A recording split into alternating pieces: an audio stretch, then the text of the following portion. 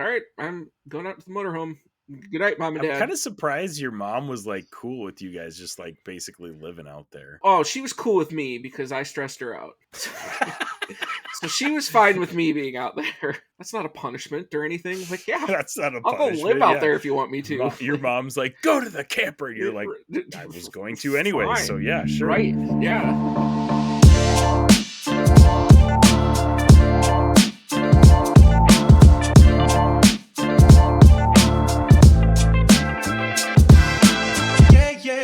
Hello and welcome to the Infinity Bros podcast, the only podcast that's perfectly balanced as all things should be. My name is Isaac Edlund. I am your host tonight, and with me I have one very special Infinity Bro. It is the enigma of the Infinity Bros universe and newly married Zayne Ellis. How you doing, Zayne? I'm doing great. I'm happy to be here. Well, not quite 100% back to normalcy, but it's been nice from wedding, the honeymoon, getting the house or the apartment settled, and getting the back of things. Excited to be back on the Infinity Bros. Got my whole nerd station set up in here, and yep, a whole nerd room just for Zayne. Yeah, bless Annika's heart for letting me have this. So you found a good one. She's fantastic. And if you want to hear more about the behind the scenes of Zayne's and Annika's wedding, check out the Patreon. We got a bunch of stories in there. Yes. And you can get a exclusive look at this pillow that I'm going to have Zayne send me some pictures of it so we can put it on the Patreon so they can see it, because it is an incredible wedding gift. You got some other incredible wedding gifts too, though. You got from Robbie the Halo rug. Is that correct? Yeah. So it's a rug that's cut out, but it looks like the Halo 2 disc that you'd put in your Xbox. And it is so cool. Like, I've seen that advertised like on Instagram and stuff before. And like they have so many cool ones, but like I legit saw this one. And when I got it from the library, I was like, this is fantastic. Literally opened it and I was like, that's going right in my nerd room. Annika, you can't stop me. It's like it's going down there. And since I've got it and opened it has been sitting there, and it is so cool because it literally just looks like a big version of the Halo 2 disc. So eventually when Annika starts listening to the Infinity Bros podcast, we want to say thank you, Annika, for snapping up Zayne, and hopefully he is as much of a blessing to you as he is to us. So. Major blessing for permitting my shenanigans. Yes. But I mean, like you said, I mean, that's non-negotiable. You have to have the Halo 2. I mean, it's literally like it's too cool not to. Like, and we also mentioned on the Patreon about your Star Wars kitchen utensils as well. So yes. A little teaser for that. Yes. We have a lot to talk about today, so I don't want to get too deep into the amazing happenings at Zayne and Annika's wedding. If you want to, you can go check out the Patreon, which we go into depth on. But we do have a little bit of nerd news that I want to talk about. We're going to be reviewing Tales of the Underworld, which released on May 4th this year. And we're going to talk about season 2 of Andor, which, granted, the finale it's been like a month since the finale, but Zayne got married, so it was worth putting on pause for. Yep. Not to mention, none of the other Infinity Bros have finished. I was gonna say that was poor timing, because it's like it's just me and you that doing the Star Wars stuff. I was burning to talk about it, and I was like, Zayne, why are you getting married right now? We have to talk about Andor. Oh man, we're finally doing it. We're Thank here you now, yes. for indulging me a month later after the fact. Of course. We had to talk about it. And then we're going to do a segment that Zayne came up with a while back on the podcast, Minute to Pitch It, at the end of our podcast episode. So a lot to talk about, Zayne. But first, I do want to mention that we are actually HyperX affiliates now. HyperX is a pretty great electronics brand that has great headphones, great mics. It's perfect for podcasting. So, code Infinity Bros, all caps, for 15% off your order. So we'll put a link in the notes as well. But yeah, it's a big deal. We're kind of a big deal as the Infinity Bros. So we had to mention that we are HyperX affiliates now. We have an affiliate code that will get you a discount if you're ordering a mic for your new podcasting venture, or if you're just ordering some headphones for gaming. HyperX is the place to go. It's the place to be. 6 out of 6. Yeah, exactly. Before we get things going, I do want to mention that we have a special rating system on the Infinity Bros podcast that we will plug right here.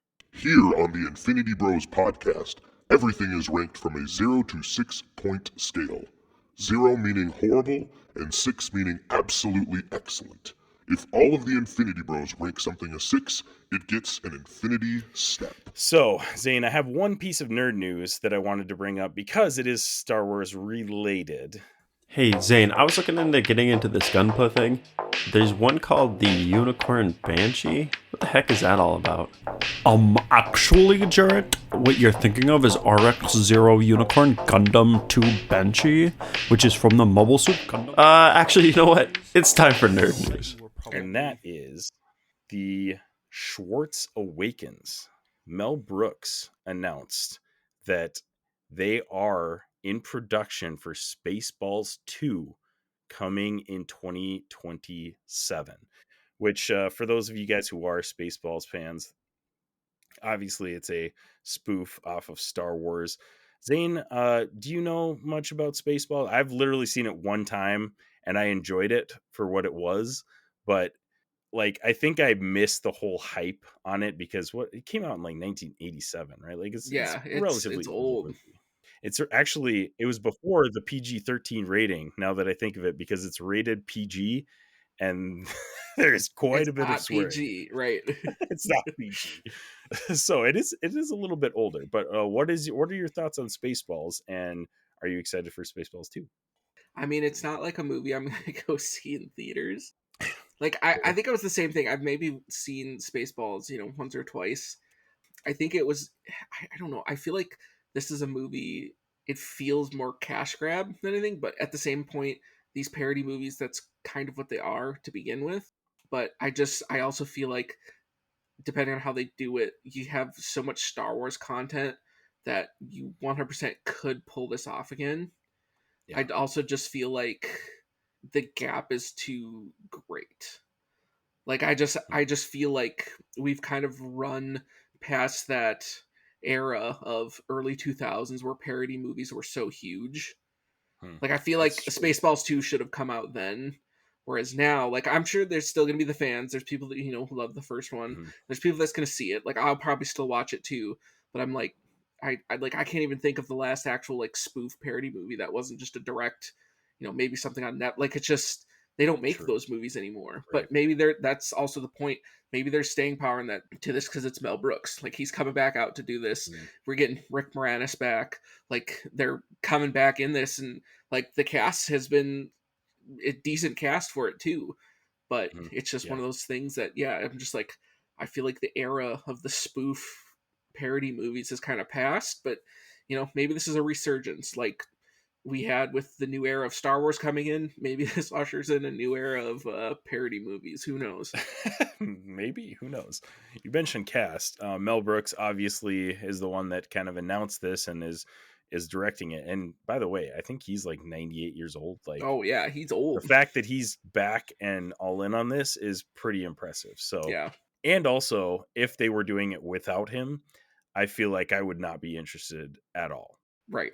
He's a comedy legend, and the original Spaceballs is because of him. So I feel like if this were happening without him, I would want no part in it. Right. I'm kind of on the same board as you are. Like I kind of missed out on that. I feel like this is a cult classic movie that like a lot of people watched growing up. Yeah. I did not watch it after the fact. Probably, I wonder honestly if we were already in the Infinity Bros mode when I watched it.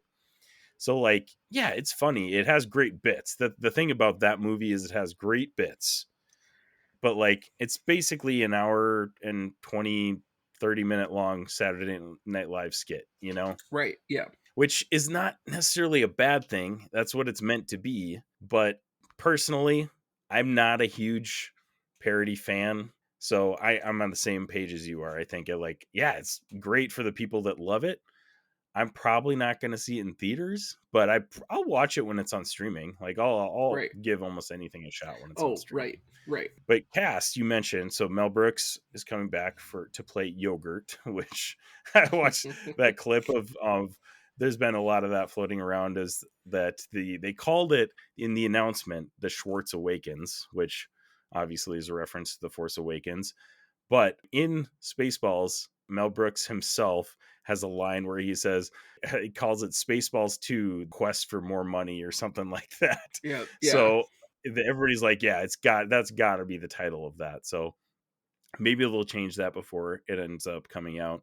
But Bill Pullman is coming back, and Lewis Pullman, who just recently played Sentry in Thunderbolts, is also going to appear in this. So Bill Pullman obviously plays the character that is the ripoff of Han Solo. So maybe Lewis Pullman plays a ripoff of Kylo Ren. Right. That would be on brand. The other thing is about Mel Brooks coming back. He was able to pull Rick Moranis out of retirement. Right. That's another reason where I'm like, I'll watch it for Rick Moranis, right? I'll watch it for Rick Moranis, exactly. Right. Like, I'm a lot more interested in this movie with Rick Moranis in it. If you didn't have him or Mel Brooks, I'm out. Like, I have zero interest. Right. But him coming back for this, that's a pretty big deal. So I'll definitely give it a shot. And like you said, probably not going to see it in theaters, but definitely will give it a shot when it comes out on streaming. What are your rating on your hype for this one? I don't know. I guess I'm just on the middle of it, maybe like a 3.5. Like, I'm not overly hyped, but like, I'll watch it. But I'm like, again, like, I also have no issue if this movie was never made. Like, I like bit humor. I get it. It's the parody of Star Wars. I love Star. Like, I get it. We're gonna get some great memes out of it. That's what. We're gonna get great memes, right? Yeah. But I'm just like, the memes are gonna be elite. Oh, right, absolutely. And so, but yeah, so I'm like, I guess I'm kind of slightly like, yeah, I'll watch it, but I'm also like I said, I would have my rating would also be a 3/6 if this movie didn't get made. Like, I'm just like, whether it's made or not doesn't really change anything for me. Yeah, I'll give it a little bit higher. I'll give it a 4/6, but yeah, I'm at the same level as you. Like, I'm not quite in that cult that considers this a cult classic. Right. It's not bad. It is hilarious. They have some great bits. Mm-hmm. I'll definitely watch it when it comes to streaming.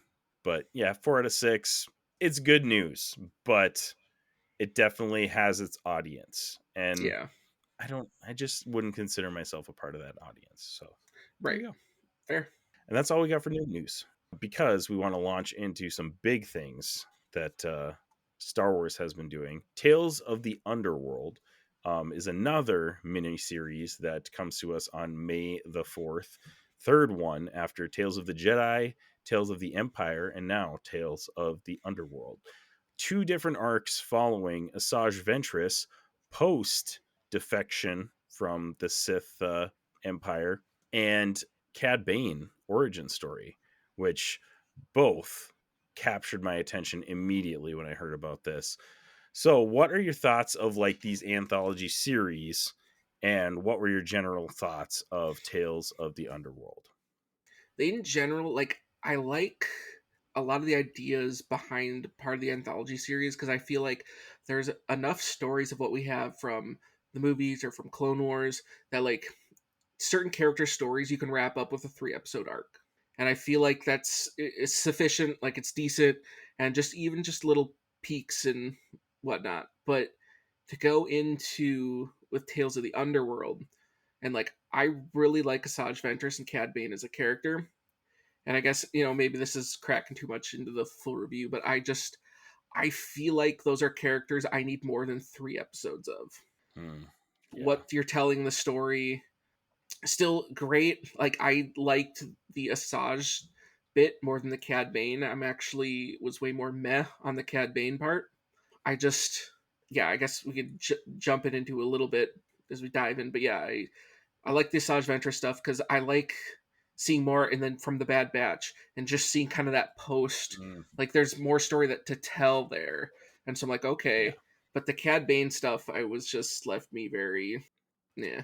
So you mentioned Bad Batch. The appearance that she makes in Bad Batch, that was like a total surprise, like total shocker. Like, we hadn't heard of Asajj Ventress since what, like season, I don't know what, like season 4 or 5 maybe? Of Clone Wars? Yeah. I don't know Somewhere around exactly there. when she disappears, but it's a long time ago. So like nobody expected her to show up in Right. Bad Batch. Like that was really cool. And the fact that she's, got this different perspective on life, in those whatever 2 episodes that she's on now in Bad Batch. I agree with you completely. I thought it was awesome how we got a little bit more backstory on that part of her. I do love Cad Bane. So the origin story was nice, but I feel like it was another one of those things that was like, is this necessary? Not really. Like, part of Cad Bane's whole deal is that he's this mysterious dude. Did we need a full origin story of him? Not really. Right. Well, I still enjoyed it for what it was. But right. And I suppose I can go in more on part of why I was so meh on the Cad Bane story is what you kind of hit on. He's kind of that mysterious character. And like, he's this guy who's going toe to toe with Jedi and just all this stuff and the amount of wisdom and just like how just clever and stuff he is. And I just feel like his origin story was just too common bad guy origin story. Like run of the mill. I feel like Cad Bane needs something better than just run of the mill kind of story like that. Now, when I finished watching him, what was ironic to me, like I don't know the full setup of what would be a good Cad Bane origin story. Maybe part of it could be you'd need more than 3 episodes. So that's why I feel like it wasn't a super great fit. But for me, I was just like, as I'm watching this, what they gave Cad Bane's origin story, I was like, this would be a significantly better origin story for Hondo Anaka. Yeah, buddy, Than that's what Cad we Bane. need. Oh my gosh. And I was like, well, number one, that's what I want. But I was just like, how that sets up of just kind of and that's why I was like, it fits the bit of like Hondo's just kind of this, just doing whatever. Like it's kind of in that bit that he would just have this basic origin story, but then just to end it how it does that, yeah, I'm just gonna be a pirate because I don't care. And it just like it just if Cad felt Bane like can go toe to toe with Jedi, he's got to have some special skill set, right? Like he's got to be just right. There's got to incredible be at what he more. does. And nothing in that origin story tells us why he's so good. Right. It was just a general, and that's why I said I was like, this would fit so much better as a Hondo origin story of just like a dude who's like, no, I'm just gonna go be a pirate. Like you just it kind of that revenge, not even entirely the revenge bit, but just like, hey, we got caught, I got into the life of crime, you became good. Like that whole story, switch out Hondo with that, and I'm just you might have to do with a couple more tweaks, but I'm like, that fits his would be so much of a better intro for how Hondo got to where he was is the end result than to explain the beginning for where Cad ended up. And so for me, I was just like, that was why I was so mad on it because I'm just like, of a character that we have and know of everything with Cad Bane, that was just too basic of an origin story. And I was just that was what I was just mad about. It's sweet. I love Cad Bane. I'll watch it because he's in it. But I was just like, I feel like it was just kind of mailed in. And again, it's just 3 episodes, so it's not like you have a ton to like work with. Short episodes, And they're short, like, 15 minutes. 15 minutes. So tops, 3 episodes. Like, so you're right. So even still, it's you had 45 minutes to develop Cad Bane's origin story, and it's like okay, you don't have a ton of time, but even still, I was like, I feel like you could have done more than just a run of the mill insert any character villain origin, and I feel like that's what we got for Cad Bane, and I felt like it was a bit of a disservice to the character. I definitely agree with you there. I definitely liked Asajj's arc more than Cad Bane's. Yeah. Again, was still cool to see, but like you said, I mean, there wasn't really anything in there that made him stick out as a character or what he ends up becoming. How the heck can he go to like? And there's a few episode. There's an arc in Clone Wars where he takes on, I think it's Ahsoka and Anakin at the same time, and he manages to escape them. Like the dude has skills. How does he get those skills? That's what I want to know. I don't want to know like, yeah, he had a friend as a child and lost the friend. Like, okay, like great, thank you. Right, but it's not. Yeah, it's not even just lost the friend. It's just like, oh, he became a cop basically, and the boss shot this person. Oh, so now you want revenge. So now it's just like this is too simple.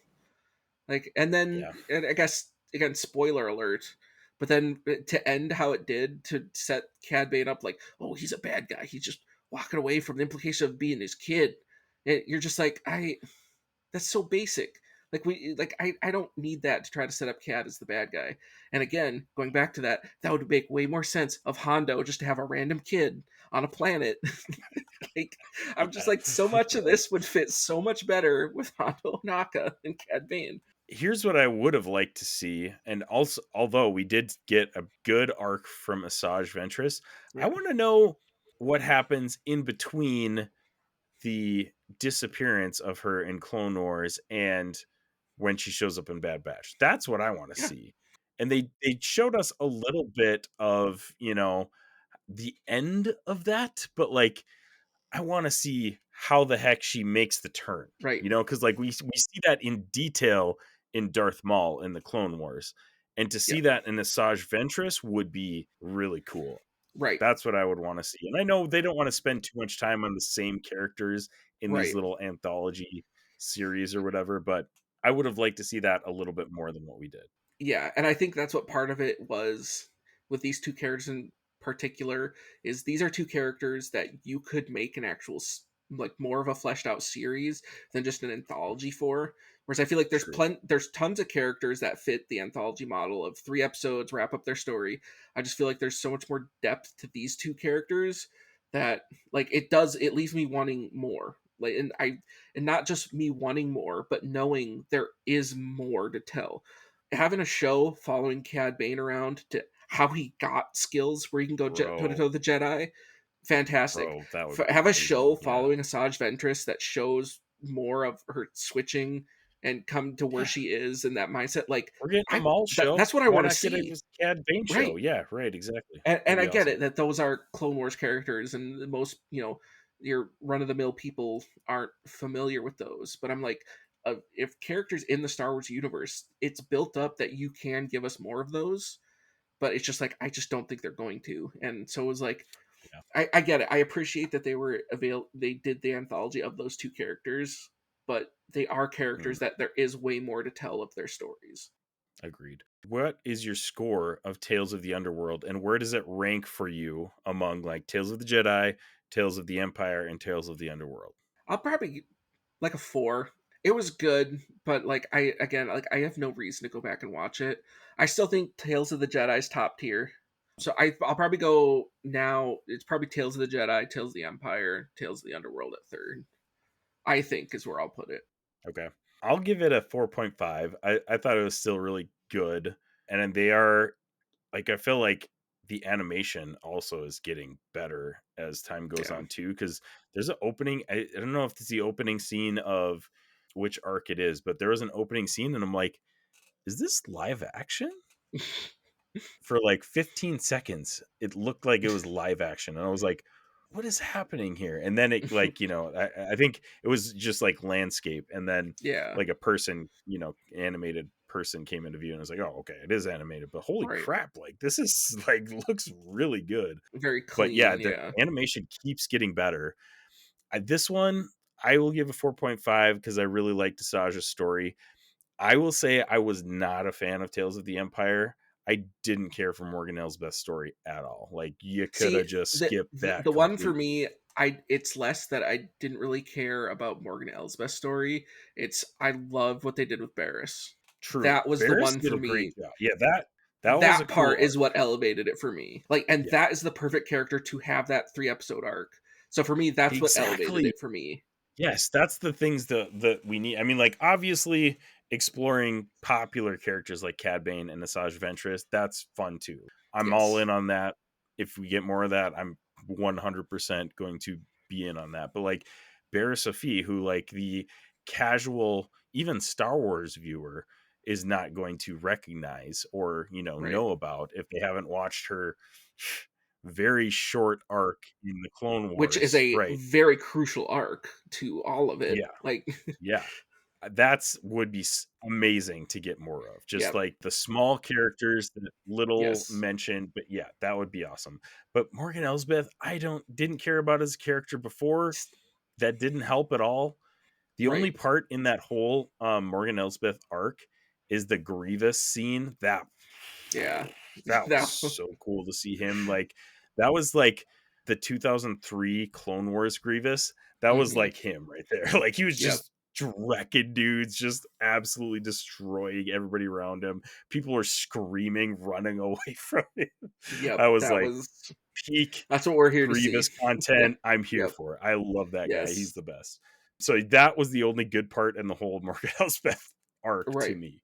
So I'm going to put that one at the bottom because of that. Tales of the Underworld, but you're right. Tales of the Jedi is definitely the peak out of those. The Dooku arc in the Tales Dooku of the Jedi arc is the best arc of any of the Tales series. So good. Out of like all of them, that's almost like fantastic. It's almost to the point of essential viewing if you're watching the Clone Wars to get the rest of that Dooku arc, because it sets up everything of where he gets to be. Where I would argue that is almost essential viewing. Right. Yeah. That's something that I was, as a kid, was confused about. Like, how, like, Dooku, Tyrannus, like, how does that all fit together? And it's really cool, you know, like, later after the fact to get some of that backstory and, like, finally figure out how this all went down. So it's amazing. And I love seeing, like, him and, you know, the connections with Qui-Gon all the way down to, you know, Obi-Wan, where they have that interaction and Attack of the Clones. And yeah, it's so good. So stinking good. So that one's definitely my favorite. Yeah. So Tales of the Underworld, good. I want to see more.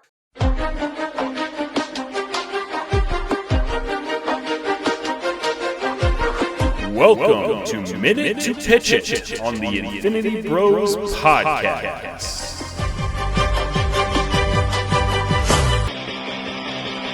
So Minute to Pitch It is Zayne came up with this the last time we talked Star Wars on the podcast, actually, and now that I think about it. But basically, give you a minute, you pitch what the topic is, and today it is Tales of Blank. So if you were given direction of one of these miniseries that is going to be dropping, I'm assuming they're going to come out with them like pretty much every May the 4th now, because that's been the tradition of the last 2 years, I believe. So if you were given direction of a anthology miniseries, Tales of Blank, what would you do that about? And maybe who would you have in your 2 arcs? Because that's kind of traditionally how they've done it. So I'm worried we might have the same idea for this. Okay. But we'll see. I don't know. I feel like there's so much we think similarly on. So for me, I didn't have it set for 2 different characters. It's one full character for this whole thing. But my bit is Tales of Dex's Diner. Oh my gosh. Give me a anthology series of different people coming in through Dex's Diner. It can be almost Cheers style, but of the different people and their problems, and Dex having to either figure it out or, you know, scoundrels come in, he has to defend his bar, or, you know, have every episode almost end with his bar getting ruined and he has to fix it. With that one. Like, I don't even want to say mine anymore because that's amazing. That's like, I was like, I feel like that is the perfect setup of just like, because you have so many characters in and out of there, but also even just like, bro, how is this dude just know Obi-Wan? And you're like, you could even split half that up. You could give half the anthology of how he knows Obi-Wan and is friends with him, and the other half of just like what's random happenings at Dex's Diner. And so that would be my 1 minute pitch of a Tales of Dex's Diner. That's amazing. And again, mine is nowhere near as good as that one, so I'm almost embarrassed to follow that up. Like, oh my gosh, that would be amazing. It definitely would take a different direction than they kind of have with these 100% series. But I'm like, it fits so well in the anthology style. Like, oh, that would be so good. All right, I'm here for that, so count me in. My idea definitely was not as good as that, but I have 2 different kind of concepts here. My first one was Tales of the Outer Rim. We kind of like Underworld kind of maybe fits that same vibe, but you already mentioned it, Hondo Naka. I want more of that guy, please. Outer Rim Tales, we could insert him in there, get an arc about him. My other one was, we spend a decent, like a crap ton actually, amount of time on Tatooine. And there's a couple characters that I think would maybe be interesting. Not quite as interesting. Like Barra Sophie, for the amount of time that she's in the Clone Wars, the impact that she has is tremendous. And none of these characters that I'm going to mention have any amount of impact at all on the Star Wars universe, but I still wouldn't mind seeing more about them. Number one is Sebulba. Oh, yeah. He becomes this, arch rival for Anakin. And I'm like, he's obviously like just a grody, nasty dude. But like, I kind of want to see more of that. Or, I mean, even just run on that. Tales of Pod Racing. Do an anthology of like the different pod racing. Like, I'd watch that. Yeah. Well, and we have all this lore from all these games of the different like tracks that they have around the galaxy. That would be incredible, dude. Oh my gosh. Awesome. See, you've entered a whole new portal with that one. Right. Tales of Pod Racing is better Tales than of Pod Racing. The Outer Rim, so. I would watch it. The other one I had was Watto. Kind of it's almost the same concept as the Dexter's Diner, but Dexter's Diner is way better. But like he's in his shop, and the people that come across his shop and he meets them and stuff like that, it would be interesting. But Dexter Jesters would be just so much better. My other concept is Tales of the Resistance, and I want to see a couple of the heroes of the Resistance, not even backstories, but like one for sure is Poe. He comes in and he's already the freaking best pilot in the galaxy. Right. How did he get there? I do want to know how he got to be as good of a pilot as he is. So I do want to see that. Right. Finn, I don't want to say Finn because we kind of get Finn's whole story in the sequel trilogy. We could probably leave him out of that. I feel like what you're on of that is to kind of continue that thread. Finn is the perfect character for an anthology for his, maybe how he becomes that stormtrooper. Like, we don't need a ton to add to his story. True. Whereas Poe, yeah, how did he become the ace pilot? Like, I need more than just an anthology for Poe. Like, give me multiple episodes, like Poe is someone who you could put more of a show together on, because how did you become the best pilot? Whereas, you know what I mean? It's just like there's different things where I'm like, now that you say that, I'm like, Finn would be a perfect character for an anthology type thing. Because like, I don't need a ton of episodes to explain where he got to where he was. But like, he would fit that anthology of going into being a stormtrooper and then, first order trooper. But like, it's fitting in that.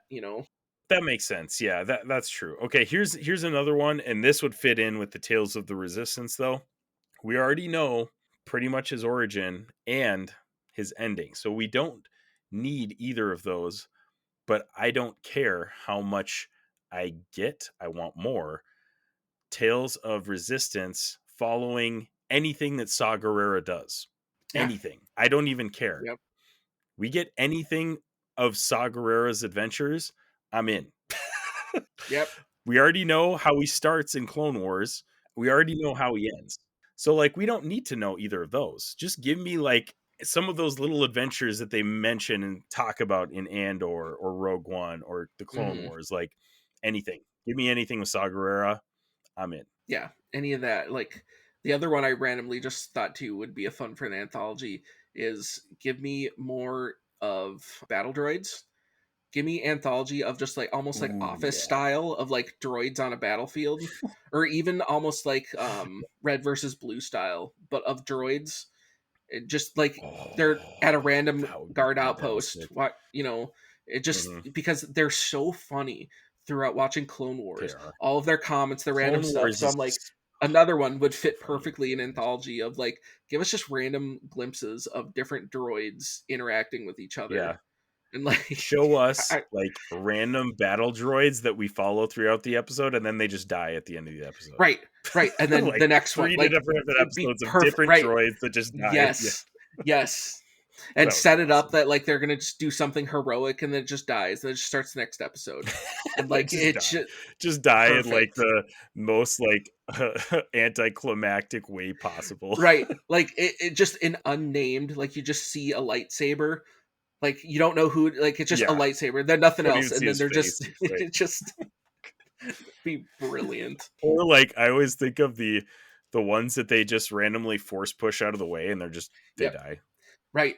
Like not even worth a lightsaber, just force push, boom. dead. Or yep. they force fantastic. push, but like it maybe falls off like a ledge of a platform, doesn't die. You get this rehabilitation story of it coming back, and then just to die on the battlefield or get shot. Like just right. Disney needs to listen to us. Yeah. We would make we got crush so at these many tales. ideas spouting out right here. Yeah, exactly. I hope they listen to this podcast. Tales of the Separatists. That's what the Battle Droids episodes are going to be called. Yep, love it. Can't wait for it. All right, main meat of the episode here, Andor. Before we get into spoilers, Zayne, let's do a recap of season 1, what you rated season 1, and then just like 1 minute what your thoughts were on season 2. Well, as the recap, season 1. Now this is also just fresh because I just recently finished watching through season 1 with Annika, and Annika loved it. Like Annika was all in on Andor. Got yourself a good one, Zayne. Oh, that I know. It's fantastic. So after the rewatch, I don't even remember what I originally gave it, but I think on the rewatch, like it's a 6 out of 6. Like that first season of Andor is so good, and just how they build everything, set everything up, like it is such good television. And I know there were some people like adjacent to our friend group and stuff, like you don't even have to like Star Wars and you can get into Andor. Yeah. Like how it sets up the story, because it's not Jedi, it's not the full, like it's a very, I don't necessarily human, but kind of human story. Like you could take this out of the Star Wars universe, but yet it's still very impactful to the Star Wars universe. Yet it's also just a great spy story. Yeah, and just bring Andor and all that stuff. And again, still rewatching, getting to Andy Serkis's speech, still chills. 6 out of 6, 100 out of 6 episode, right? Like so good. That's literally like one of the best TV episodes ever for me. Like it's up on my favorite episodes ever. Probably 100%. Top 3. Maybe it's contention for 1. Yeah, it's so it is that good. With that said, then into season 2, the full rating, it's another one of those things that I kind of not to the same degree I had with the final season of Clone Wars, because you had that feeling of like, the ending, but it's so epic, the storytelling to it. Like, we know the ending of Cassian Andor's story. We know the setup of everything that goes into Rogue One. But I still had shades of that feeling of just like, I know how it turns out, but the storytelling was so good and still so engaging that you're just like, oh man, I know how this ends. It was perfectly, I don't know, perfect, but like it was so well paced and just so well built from the first one that you were just like, I know how it ends, but like I want to keep watching. And I feel like Andor season 2 accomplished that very well, because it very much showed kind of that building of the rebellion. And to go with the Andy Serkis, his speech, they followed up then in season 2 Andor, Mon Mothma's speech is so good. And they're just like, that Andor's thing of just like, hey, we're just gonna hit people with just killer speeches, and I am here for it. And so it just like they followed that pattern. And so yeah, season 2 for me was, I very much enjoyed season 2. I'm pretty much on the same page as you. Andor season 1 is incredible. And for those of you who have not watched, I mean, obviously we're not to spoilers yet, but like if you're still listening, even though this is an Andor review episode and you haven't watched season 1 of Andor, it's a must watch. Like even for non-Star Wars fans, you won't get trenched down in Star Wars lore. You don't need to know almost anything about Star Wars to watch it. It'll help if you've seen Rogue One, but it's not necessary at all. It obviously helps to know the context, behind it.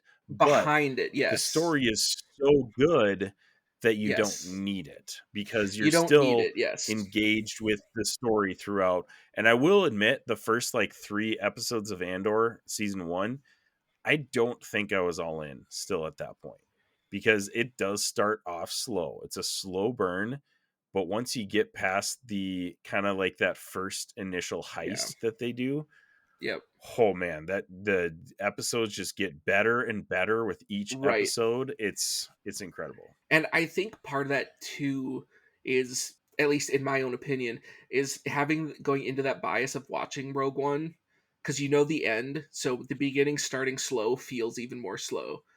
But again, like if you aren't trenched as much to Star Wars lore, and maybe if you haven't seen Rogue One, or maybe you watch it, weren't fully paying attention, it builds slower, so it's just like it draws you in. So like that's what I remember too. Those first 3 episodes, they're kind of slow, but like even when Annika was watching them, she was like, "I want to watch another one," and I was like, "We haven't even gotten to the good episodes yet."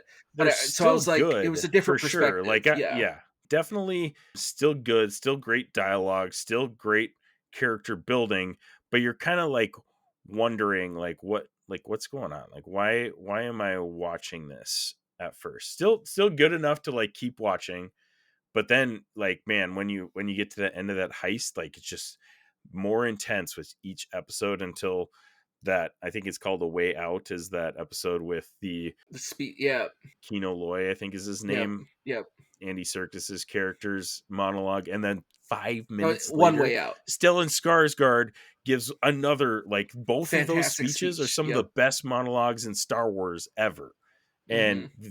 5 minutes apart, like back to back. It is Yep. absolutely incredible episode of television. Season 1 for me was a 6 out of 6, no question. So stinking good. So season 2 had very high expectations, and I felt like they were kind of in a box because you have the ending, you have Rogue One, and you got to fit season 2 in between season 1 and Rogue One, right? Mm-hmm. I mean, it restricts you on some things. Doesn't mean you can't tell a good story. Like you said, it's still incredible. They do an amazing job at constructing that, even though they have some time jumps in there, which sometimes can upset pacing of a story and stuff like that. They even drop them like in sequence. Like I think it was only 4 weeks of 3 episodes each of the episodes. Like, so they were within their like time frame each drop was. So it made sense how they dropped it.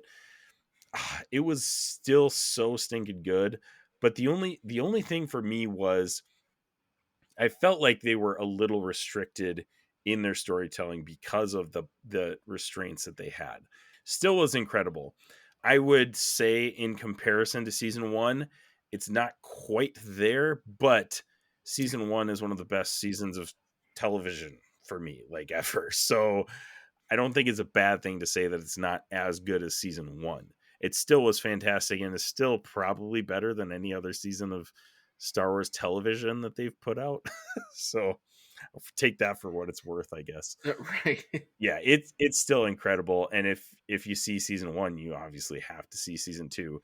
And then you have to start watching Rogue One. Like I immediately started watching Rogue One after I got done with Andor, because I was like, oh my gosh, like I just right. rose right into it. Well, but so stupid. Right. Well, not only that, but I think I saw someone make a post too of, if you finish Andor, then if you jump into Rebels, I think it's season 3, episode 17, that like logistically in the series, that is the very next spot in the timeline, because the crew of Rebels, they're part of the squad that helps Mon Mothma get.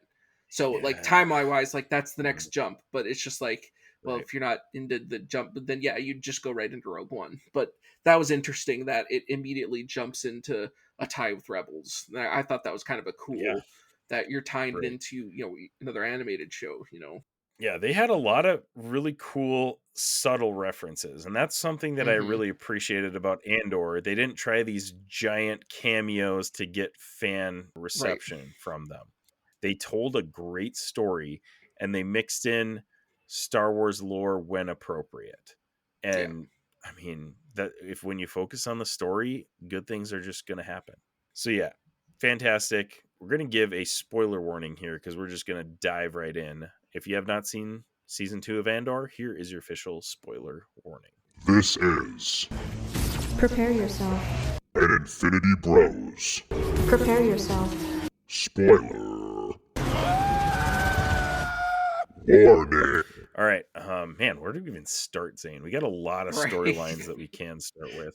Cassian, obviously, Bix, Mon Mothma was a huge storyline.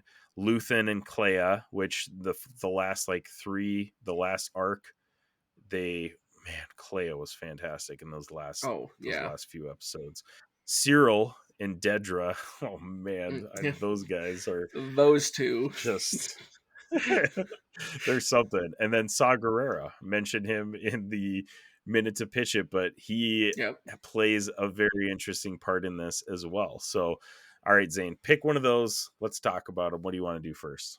Oh man, I mean, let's kind of just keep it a bit in order. So, well, maybe not in order, but like for me, there were bits and pieces that I felt storylines maybe were a little bit or more engaging, and some were less. So, like for me, as I was kind of watching and looking back on it, like for me, the Mon Mothma storyline I think got a little too dry until the end. Like there were times watching Mon Mothma that I'm like, I'd rather see what Cassian's doing right now. I'd rather see what Luthen and Clay is doing right now. So Mon Mothma, okay, all right. What she said with Luthen and Clea, again at the end, phenomenal.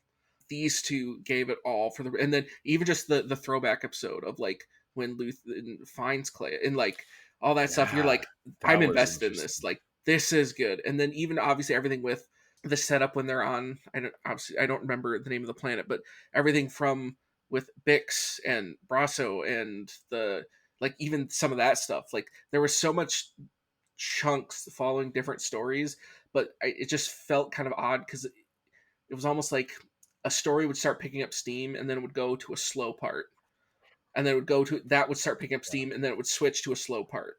And so there were just times that or you're just like, and then the ultimate one was like, yes, the Mon Mothma story I felt like was the slowest part at all, and so it kept going back into that because it was such a crucial part of Andor season 2. But there were so many times I'm like, I want to see what everyone else is doing, not Mon Mothma right now. Now, granted, again, it was crucial to the story, especially at the end. You know, there was so much more about how it tied, and then obviously at the end, it all came together significantly more. But that was my biggest downside, I guess, of season 2 was just like Mon Mothma's story just kind of got, not that it's played out, but I'm just like, I just feel like there was so much more action on everyone else that I'm like, I want to see what's going on with them. It's kind of comparable, honestly, to the prequel trilogy because like there's so much politics going on in the prequel trilogy, and like sometimes you're sitting in those like Senate and stuff, and you're just like, man, why can't I just go follow Anakin busting into some facility and taking down a bunch of droids or something? You know, like especially Attack of the Clones, man. That's one of my least favorite of the Star Wars movies, just because there's a lot of politics that just kind of bogs it down. And again, like it is crucial to the story. Like there's a lot of that stuff that you can't really cut out without like kind of messing with the storyline. But this season, Andor season 2, like you said, they do such a great job of intertwining all of these storylines. Like, you know, you got Luthen and Mon Mothma who are like kind of, you know, conversing, talking to each other, and like that's kind of the slow part. But then you get to the end and it's like, man, all of this stuff that they've been talking about this whole time is now playing out. So like, yes, it's crucial to the story. It's not quite as fun to, you know, watch Mon Mothma just literally talking to Luthen versus Cassian like going and just blasting random people and like you know. But what I did appreciate about it though, and again, it's kind of that tired thing of like, we know the politics that surrounded everything that's happening right now, but then that's why I say especially in the beginning till it got to the end, it was so much of like, it's not adding anything new to the politics. We kind of know how it's going on. But what's refreshing at the end is legit, and again, kind of before that speech, like you see the moment of the resistance in the politics where it began setting in the political sphere of what's going on. Like we've seen it for Execute Order 66. We see it, the action side of the moment that happens. It was actually kind of cool to finally see, because we never really got that, of the actual moment where it sets in and clicks with Mon Mothma of like, this is what's happening.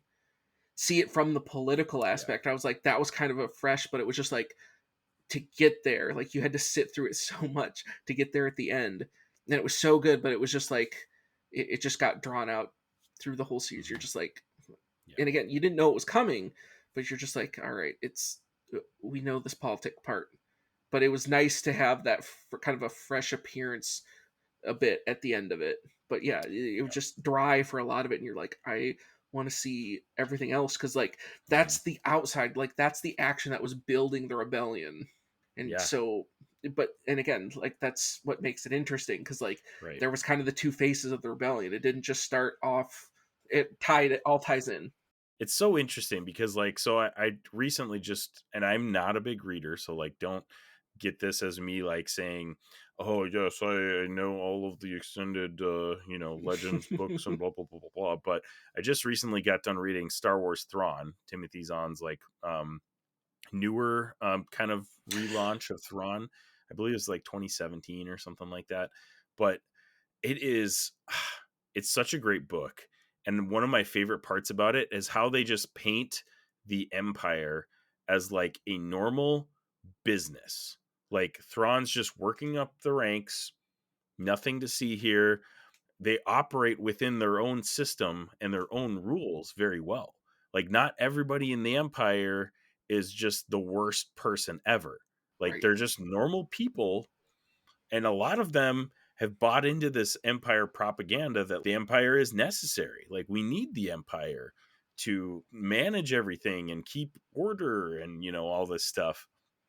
And to see like them in their ISB meetings and stuff like that, and they're all sitting down and they're all polished and just very nice and like being all cordial and stuff like that. And it's just like, man, I love that we're seeing this in real time of like the Empire fully believes that they are necessary and necessarily they don't even think they're a necessary evil. They think they're just necessary in the whole scope of the galaxy to maintain order.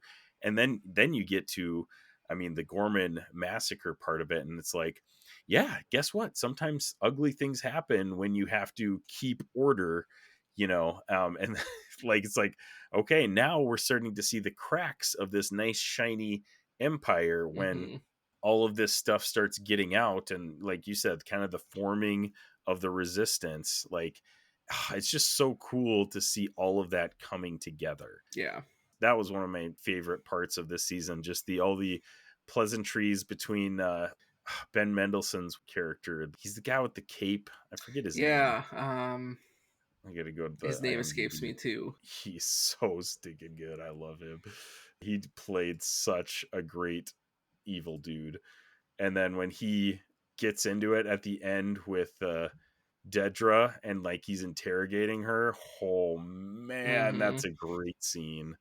It's so stinking good. Krennic, that's his name.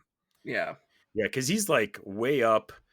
And there's been some debate about this online. Like so all of the Empire people wear these like badges that kind of like show their rank. And there's a lot of people debating online. They're like, they make no sense. Like, I'm sure they probably actually don't make sense. They literally just like threw them on a thing and were like, all right, that looks pretty cool. Like, there you go. But like, there's people that are like, oh, this is supposed to mean like what rank they are and blah, blah, blah. And there's people that are like, his rank makes absolutely zero sense. Like, it's just there. Like, apparently it's about equivalent to Tarkin. And Tarkin's like the head honcho, like top guy in the whole Empire, and Krennic for some reason has the same rank. And then in Rogue One just gets, snapped out of existence by Tarkin and the Death Star. It's like hilarious. And then the scenes between him and Partagaz, that's his name. Yes. But yeah, and Anton Lesser, who plays Partagaz. Very well casted done. this series so well. Like everybody is just perfect casting for this series. But yeah, there's the whole seeing the structure of the Empire and then starting to see the cracks at the end of the series, and then obviously Rogue One is like, boom, this is legit now. Like the resistance is real. It's here. But seeing it form throughout the series, it was so fun to watch and see. And they did a great job of storytelling throughout that to make that happen. But yeah, one thing that I would like to bring up, Cassian or Diego Luna specifically, has an insane amount of screen time. I think he actually, with season 2, became the most watched Star Wars character in terms of like how often they're on screen, because between seasons 1 and 2 he has like 4.5 hours of screen time. Dang. Which is pretty insane. Like I think that's more than like, you know, that's more than Obi-Wan, that's more than Anakin, that's more than like everybody in the entire Star Wars universe, which is wild to think about. But I mean, Diego Luna does such a great job. Like he's such a great actor. He does an incredible job playing Cassian, and his relationship with Bix was pretty interesting in this season too.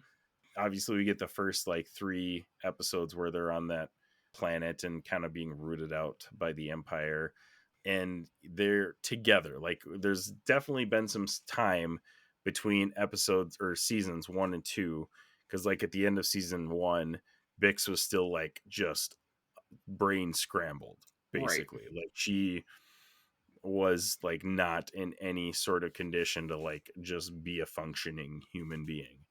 And now season 2, like they're together, things seem like they're going pretty well between them. Like obviously there's tension because they're spies in the resistance, but things seem to be going pretty well. And then fast forward to the end, like I think it might be episode 11 or 12, she gives him that ultimatum, like, dude, like you gotta stay in the resistance, because like without you this whole thing falls apart.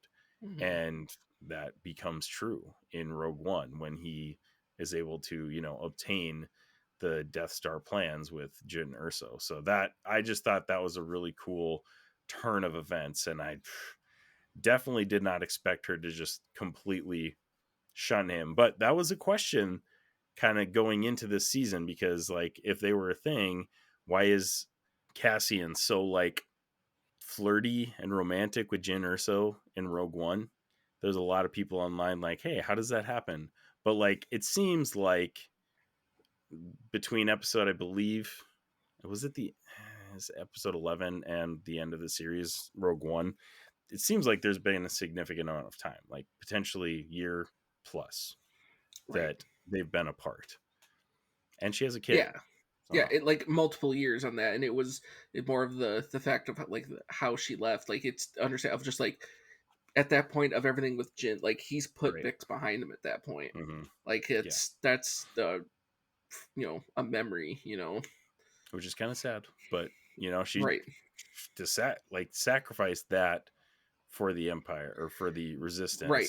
But then you look at that, and it's also like in a way that was her sacrificed a bit, because you know that wasn't easy for her to leave, but it's also like, but if she doesn't leave, does Cassian end up being where he is to get the Death Star plans? Does the rebellion even keep going if she stays? Does Jyn succeed? Like, probably not. Right. Exactly. Yeah. Kind of crazy to think about. We already kind of talked about it vaguely, but that Luthen and Clea arc, I mean, Clea has been this like communicator, and up until this season we didn't really know. I mean, we thought she just was like working with Luthen, and then we get that backstory episode and find out that she literally was raised by him, which is pretty wild. That was a great episode, and like she's as essential to everything Luthen's doing as what Luthen's doing. Like it wasn't like, it was way less of 1 and 2, and it was more of 1A and 1B. Like she was so crucial to it. And the other part that I didn't know is the actress playing Clea, like that was her first gig. Yeah. Wild. And she absolutely crushed it. She did so good. And I was like, yeah, give me more. I don't remember her name, but I'm like, give me more of her, because she Elizabeth Dulau is her name. And yeah, she absolutely crushed it. She did a fantastic job as Clea. So I could definitely see her getting more big time roles moving forward for sure. Yeah, she was great. That episode, that was, I think, my favorite episode this season was the one where she like infiltrated the hospital to take out Luthen. Oh my gosh, that was so cool. How she like, you know, used all of the things that Luthen taught her to by herself infiltrate this Empire hospital that's just locked down, because obviously they're trying to keep Luthen alive so they can interrogate him, and that she was able to sneak in there and take him off life support so he dies, like literally kill him. Which is well, that such was a wild thing to think about. But well, not only that, but there was just part of me of like, again, specifically of thinking of you and your background of just like the portray the nurse, but then also of just like the old alien patient that she has. Like that was subtly like, I don't know if that was intended to be as funny as it came off to be, but the fact that they're just like it's just like, I have no idea what's going on. And then just like gets left there, and I was just like, that was such a thing that would have happened in the prequel trilogy. I feel like I don't know. It just gave me vibes of like something that would have happened in that prequel trilogy. And just like, hey, we're just gonna use this old friendly, just old alien lady. They pushed in a wheelchair, wondering what the heck is going on. Just has no idea. Let's get you to bed, Grandma. Yeah, exactly. Oh man, that was fantastic. But yeah, just how she, used all of the assets that he taught her to do that whole thing was so cool. I love that episode. And then I love also the tension. I love that the resistance is not this like just united, cohesive group of people. Like they're not all like, oh yes, let's all hold hands and take down the Empire together. You've got like Luthen and Clea kind of doing their own thing. You got Saw Gerrera doing his own thing. And then you've got like kind of the rebel base or the band, groups, that are, have their little rebel council or whatever.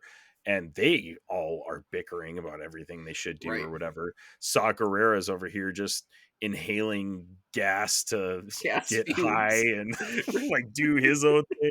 Oh, that's another great monologue too, when he's chatting with Will. Will, and they're trying to like siphon the Ride-On gas or whatever. Oh man, that's a really like, cool one. He's like, breathe it in. Yeah, breathe it in, man. This is it. This is the resistance right here, buddy. that was a really cool moment. And that's another one there that I'm like, man, this is why I want more Saw Gerrera. Like, dude is just completely unhinged, and I love it. But I think that's also then what adds to the total of like the power that in what added to season 2 of Andor, because it shows that the resistance was fractured. You had all these pockets of Saw Gerrera doing this, like it wasn't unified, and you kind of see it get to that point towards the end of like, this is how it became unified. Yes, exactly. Like, because if it never unified, the resistance isn't successful. Right. And like and to see that side of like, okay, it's all these different pockets. And like I saw some people were complaining about the episode of when early on when Cassian goes back to meet his contact and that little like standoff between the two the groups. But it's like that was the personification of it. Is it was completely torn. That was the rebellion. Like there were just pockets. There was no structure. There was just this. And so to see the rebellion go through that and through Cassian's eyes and through the whole series of like, well, this is how the rebellion became unified. Yeah, that's true. That does remind me of that part though, which I totally forgot about.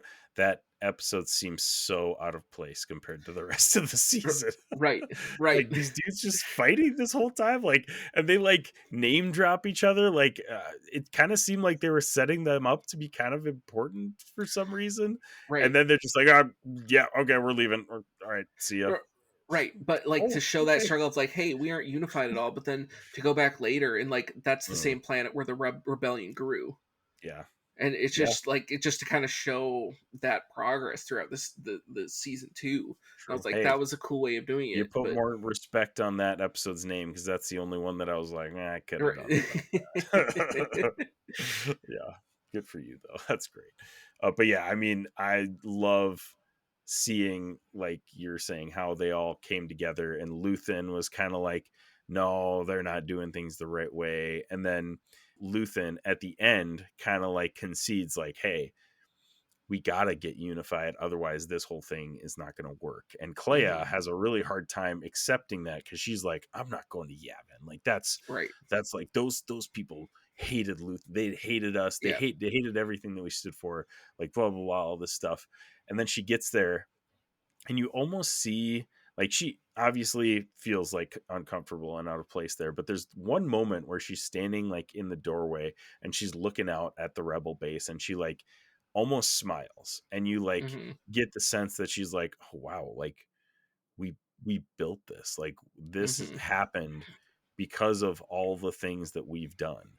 And that was Right. a really cool moment for her arc, finally Yeah. realizing that like, oh, this is actually important. Like this is what we've been working for this whole time, even though I kind of have been almost working against it in a Right. way, Well, not only that, but like how just that ties back to that monologue Luthen gives in season 1 of Yeah, just like, I've given everything, and the fact right. that rebellion, like all those people there hated Luthen, but like without Luthen there is no rebellion.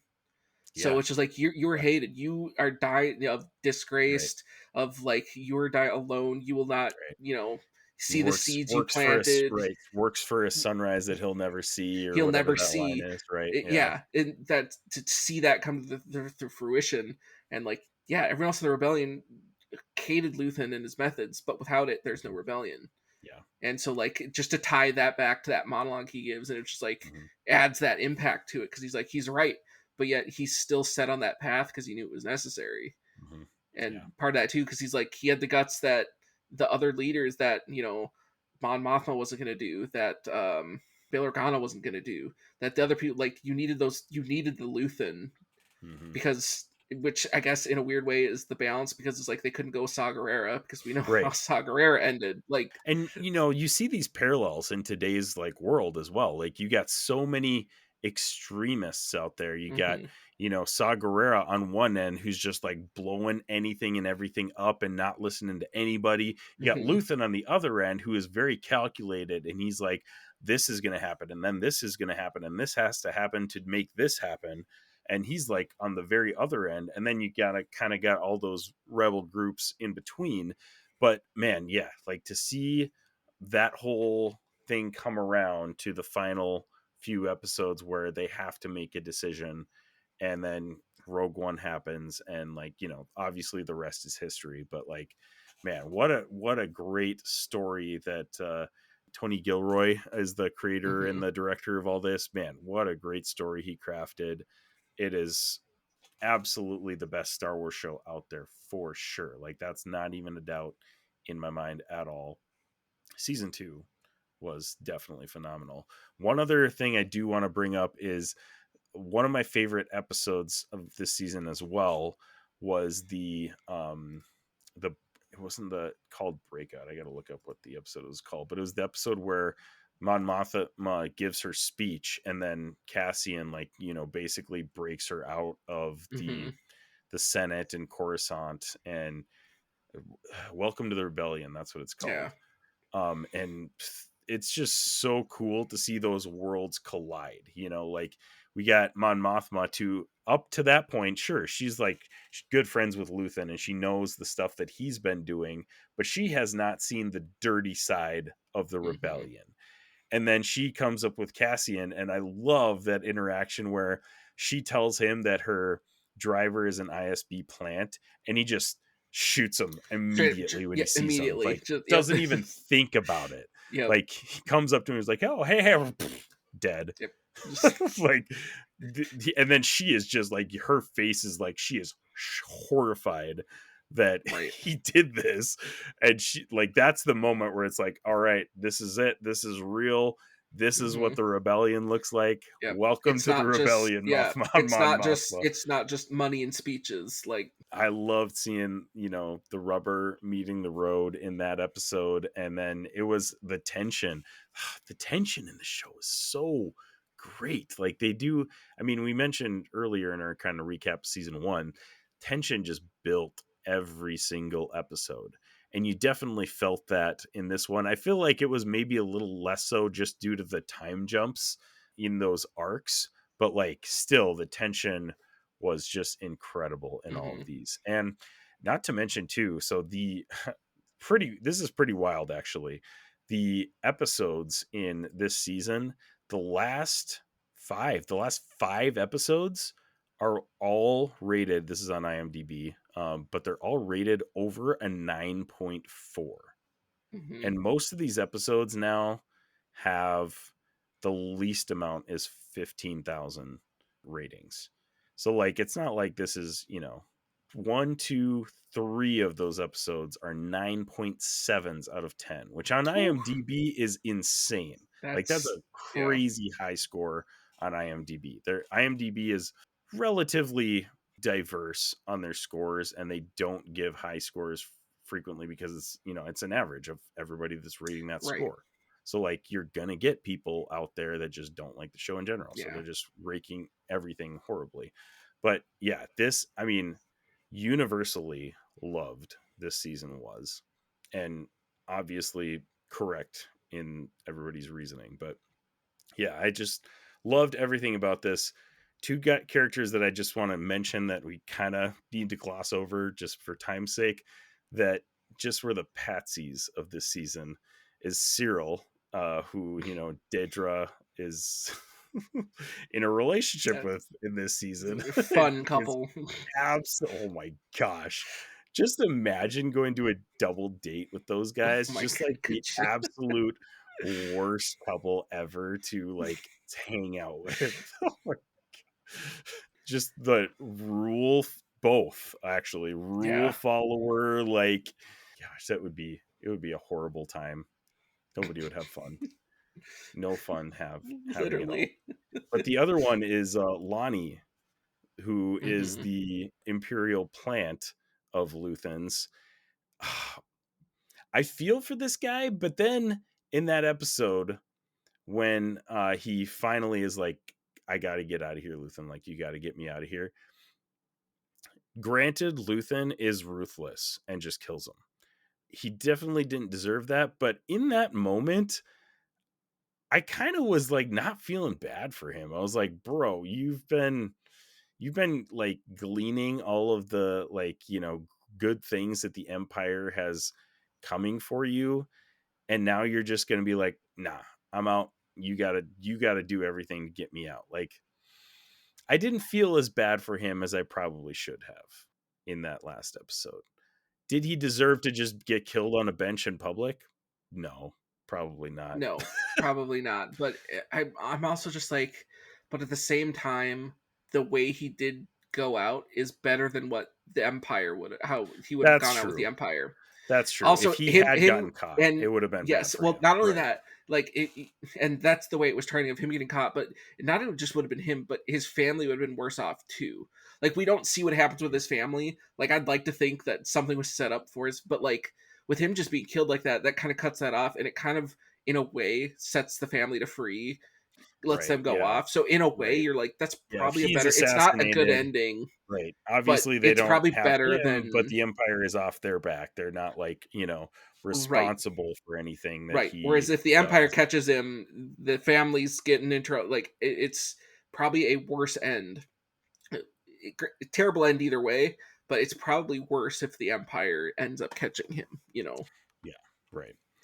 Yep. But I felt bad in a way that Luthen was like just so ruthless and just killed him on the spot. Right. Or that there wasn't even like an attempt, but at the same time, like while lying to his face at the time too. But at the same time, like, hey, again, it was in the infancy of the rebellion. Like, you can't mess that up, or else the whole rebellion dies. Yep. So it's like it was one of those moments that of that tension of all that culminating that it was just like, right, it can't end here, Yeah. And then let's go back a little bit. We already mentioned Cyril and Dedra being the worst couple ever, but like Cyril, like, bless his heart, hardest worker ever. He's the epitome of what we talked about before, with like people thinking that they are doing the right thing, they're doing good, being a part of the Empire. Like, he literally has zero clue that the Empire is the bad guy. He thinks that they are grand and wonderful and order and everything like this, and then he finds out that they are indeed horrible, and he's like about to spill all the beans, but then oh, it's so funny, he sees Cassian and just goes berserk. Right. Like, bro, you just found out that everything you know is a lie, and you still are gonna go get yourself killed over Cassian. Like, right. Well, not only that, but just then to show that bit too of just like, it was that moment of like, you took everything from me, then just for Cassian to be like, I don't even know who you are. Who the heck are you? And yeah, you have that realization too of like, that's the first time it was face to face. Like Cassian literally had no idea that the absolute chaos that Cassian caused that man. Like, right. It's so like ironically funny. It was a great moment. That was a good one. Cause like this show is obviously not a comedy. Like they have like every once in a while they've got a funny moment and stuff like that. And that one is a moment where they're not even trying to be funny, but it's so ironically funny. It's just, man, Cyril, and that's they nailed him. They nailed Cyril because it's exactly what he would do when he was going to like chase him down and stuff. I was like, no, you're almost there. You're almost to the point of like seeing how bad the Empire is and joining the Resistance. Like, get out, You're so close, man. And then his mind just breaks when he sees Cassian. Oh, it's so funny. So funny and tragic at the same time. Yeah. Well, not only that, but I also love that result from that, and tied into the anthology talk we're talking. Like, we see how Cassian, the beginnings of his crew forming with, what is it, KS, the droid? Yeah, K2SO, and then K2SO. Melshi, who I love seeing the little bits and pieces. Like Melshi's another one that's like basically a non-character. Like he's a side guy that has a line once in a while. But like, what if you made a little bit of a Tales of something on a guy like that? Like a guy that's just a cog in the rebellion, like that would be cool. I would love to see that. And one of my favorite parts, it was so funny because the last episode, they have this part where like somebody holds up an Imperial blaster and they're like, whose weapon is this? And Melshi steps up and is like, it's mine. And it's this big epic moment. And I literally was like, who's that guy? Like I have no idea who that guy is. I do not know who that is. And then later I was looking online. I was like, oh, okay. It's Melshi. Like that makes sense now. But like in that moment, I was like, what this big epic moment that is obviously made to be that way, and I tie it all back in to the very beginning of Andor, because of being the original pistol he stole, like so cool. Just to circle all that background. But I'm right there with you. I had that exact same moment. I'm like, wait a second, who's this guy? And like, to be fair, like you look at pictures of him in season 1 and now him in season 2, he looks very different. So to be fair, that was a little bit of why I didn't recognize him. But at the same time, I just, after the fact, I just laughed at myself. I was like, wow, you had no clue. That's great. All right, we got to wrap it up though, Zane. Like, I mean, we honestly could talk about Andor for another literally what we do, plus. But for the listener's sake, what was your rating of season 2 of Andor? I'm gonna give it a 5.5.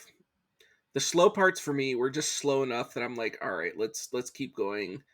But so it was enough for me that I'm like, it's not the 6 that season 1 had. But you will not regret watching season 2. Yeah. And if you're anything of a Star Wars fan, it's a must watch. I feel like, I mean, season 1 is a must watch for everybody. Season 2 is a must watch because season 1 is so good that you have to follow up with season 2.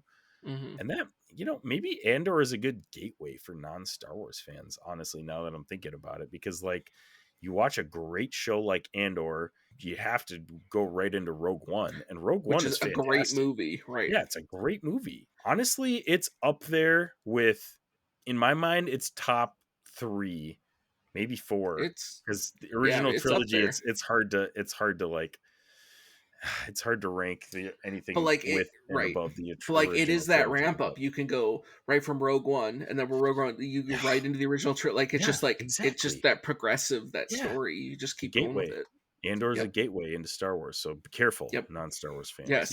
You might get addicted and then act like Zayne and I on a podcast. For the exactly. Exactly. So watch yourselves.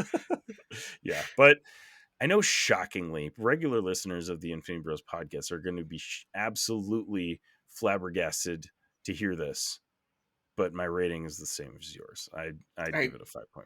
Like it's always us for Star Wars, but we always agree on everything. So people are just like, "Oh, these guys are going to agree again." And it's like, I mean, we still have good discussion. I feel like that's the important part. But it's also ironic that we come up with the same point, and it's like we've been talking about this for 2 hours, but like we agree. Yeah. It's not like it's hashing stuff out. It's like, no, we agree on a lot of this stuff, and we just still talked about got 2 hours. We loved about it. Could you imagine how long this podcast could be if we disagreed? Oh, like, man, don't even get me started. I don't know if it would be longer or shorter. You know, that's going to be the thing, Zane. We gotta find something that we disagree on. We'll have to disagree on disagreeing. Yeah, disagree on disagreeing. That's true. Good. But anyways, 5.5 because again, season 1, fantastic, 6 out of 6. I absolutely love season 1. Season 2, I think there was just a lot they had to fit into the box. Like between season 1 and Rogue One, they did as good a job as they could have, but it was just a tough situation for them to be in. So pacing wise, it was not quite as smooth as season 1, but still an all around great season, great acting, great everything. It was just a good show. Andor is just a good show. It's just agreed. Yeah. Agreed. So tell us what you guys think of Andor season 2. Hit us up at infinitybrospodcast@gmail.com. You can hit us up on socials at the Infinity Bros, and you can head to hyperx.com to get 15% off your HyperX order of some headphones or a mic or a keyboard or whatever else they've got on their website. So 15% off with code InfinityBros. All right, Zane, thank you so much for joining me. It has been an absolute pleasure. Absolutely. Thanks for having me. And thank you, listener, wherever you're listening, however you're listening. Thank you so much for making us a part of your podcasting experience. We love you 3000. Bye. Thanks for tuning in to the Infinity Bros podcast. You can find the Infinity Bros on Facebook, Instagram, Twitter, TikTok, Twitch, and YouTube at the Infinity Bros. You can also check out our website at theinfinitybros.com for links, reviews, and sweet merch. Feel free to send listener feedback via social media or email at infinitybrospodcast@gmail.com.